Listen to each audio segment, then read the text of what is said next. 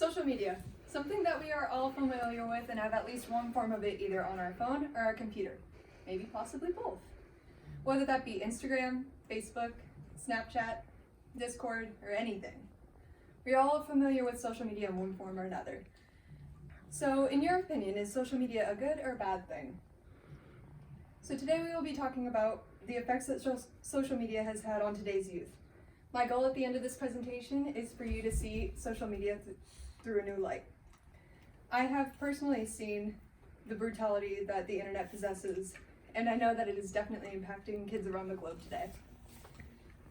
We will be covering the effects social media has on social lives, self-confidence, and cyberbullying. First, we will be talking about the effects social media has on people's social lives. Social media is linked to higher levels of loneliness, envy, anxiety, depression, narcissism, and lower levels of social skills.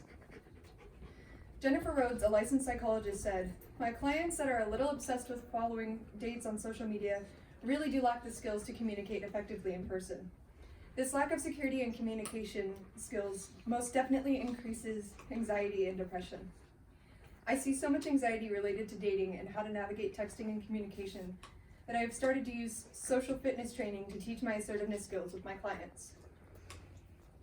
This comes with a paradox effect in dating that is triggered by social media. It creates this illusion of having more social engagement, popularity, but it masks a person's true persona. 50% of women aged 28 to 73 said that social media has had negative effects on their relationships in one way or another. Prince Satam bin Abdulaziz University did a study that shows 59% of students reporting that social media has affected their social interactions in a negative way. The objective of this study was to obtain accurate information from non-English speaking students. Now, all the questions were translated into Arabic to make sure that there was no confusion and everyone understood what they were being asked. The majority of students said that social media made face-to-face interactions a lot harder to navigate. And 59% said that social media use has made their relationships with their family and friends worse. Social media greatly affects dating lives, and people are being plagued with FOMO. And this is caused by something called the slot machine effect. And it makes people want to constantly check social media to see what's going on, to see if anything interesting is happening or if they're missing out on anything. Now let's cover the effects social media has on someone's self-confidence. People have been comparing their lives to what people show their lives are like on social media. The problem with this is that social media is just a highlight reel of someone's life. It is not their reality, it is their ideal reality. Stanford University said it was like the duck syndrome, which hints at how on the surface it looks like a duck is effortlessly gliding through the water, but underneath it is kicking its little feet, struggling to stay afloat. Hiding your imperfections makes it hard to see if a person needs help or if they are struggling to stay afloat in their lives.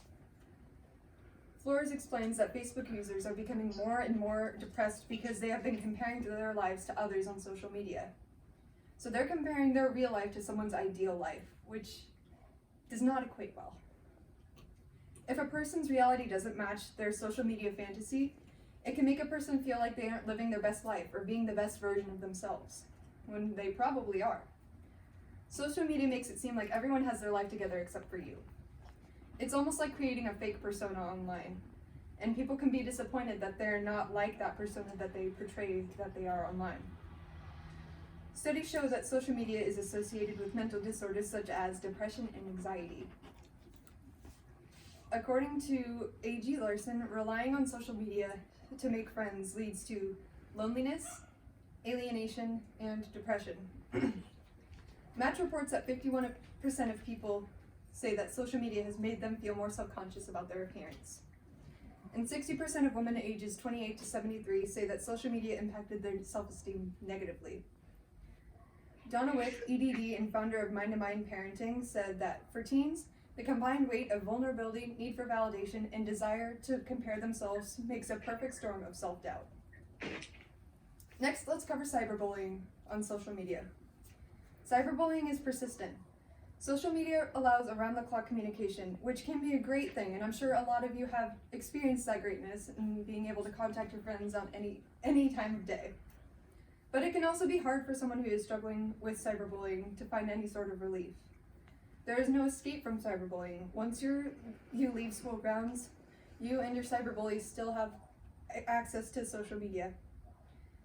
80% of women aged 28 to 73 say that it is easier to be deceived by someone online than it is in real life.